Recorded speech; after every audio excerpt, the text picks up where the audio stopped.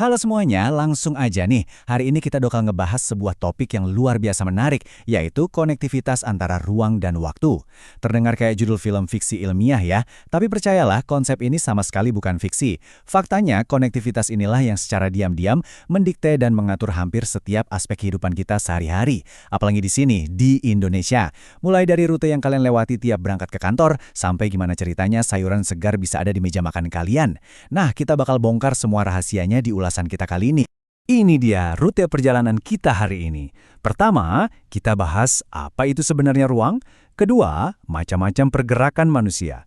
Ketiga, bentuk interaksi antar ruang. Keempat, syarat terjadinya interaksi. Dan kelima, ruang, waktu, dan kita. Yuk, langsung kita bahas.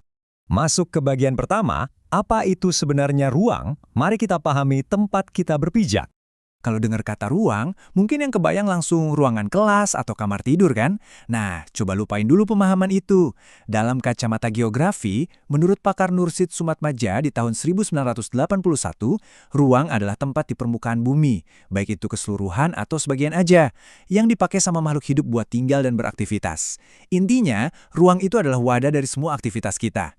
Jadi ini tuh jauh lebih dari sekedar tanah tempat kita berdiri. Ini adalah sebuah sistem yang hidup. Buat ngasih gambaran seberapa besarnya, di alam Indonesia ini ruang itu nggak cuma daratan loh.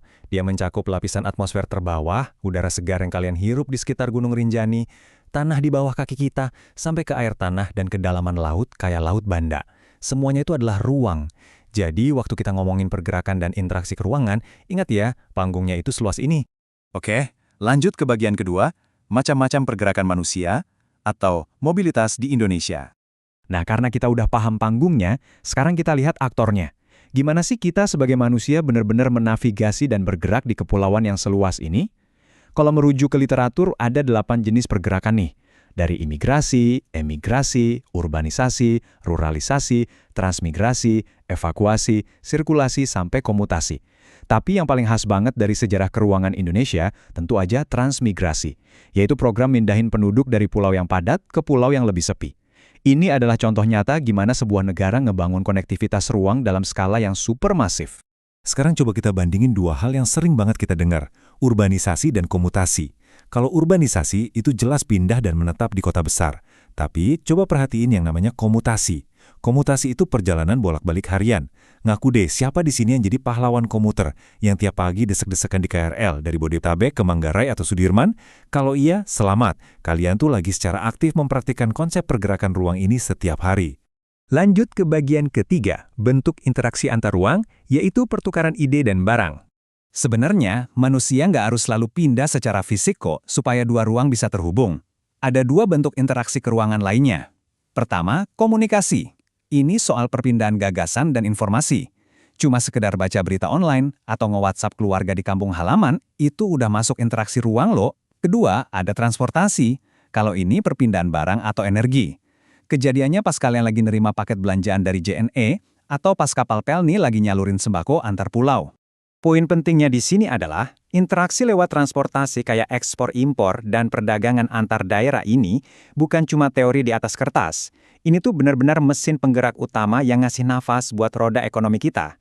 Coba bayangin, tanpa ada transportasi antar daerah, kebutuhan sehari-hari di berbagai pulau nggak bakal pernah terpenuhi.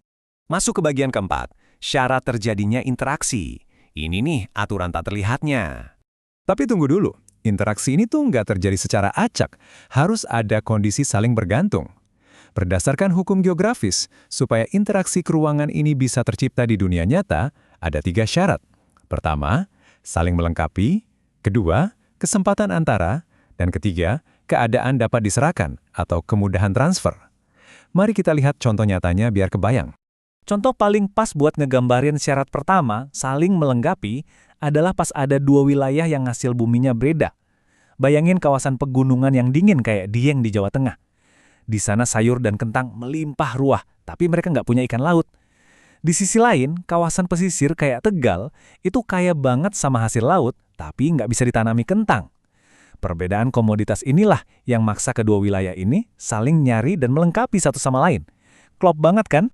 Tapi saling butuh aja ternyata nggak cukup. Disinilah syarat kemudahan transfer atau transferability itu main peran. Kalau biaya ongkirnya terlalu mahal dibanding keuntungannya, interaksinya ya batal terjadi. Ambil contoh sebelum ada tol Trans Jawa. Dulu aksesnya susah, waktu tempuhnya lama, otomatis biaya logistik antar kota di Jawa jadi mahal banget. Interaksinya terhambat. Tapi begitu tol Trans Jawa beroperasi, aksesibilitas langsung melonjak. Biaya logistik kepotong lumayan jauh, dan seketika mendorong interaksi ekonomi yang luar biasa masif. Beneran deh, infrastruktur jalan tol itu kunci utama kemudahan transfer ruang. Dan akhirnya kita sampai di bagian kelima, ruang, waktu, dan kita. Apa sih dampaknya buat keseharian kita? Dari tadi kita ngomongin konsep makro, dari pegunungan sampai infrastruktur jalan tol lintas provinsi. Sekarang mari kita tarik konsep ini turun ke level mikro, langsung ke kehidupan kita sendiri. Interaksi antara ruang dan waktu ini benar-benar nyiptain pola yang mendikte hari-hari kita. Ini bukan cuma soal pelajaran sekolah ya. Mikirin jam berapa anak-anak harus berangkat sekolah biar nggak kena macet.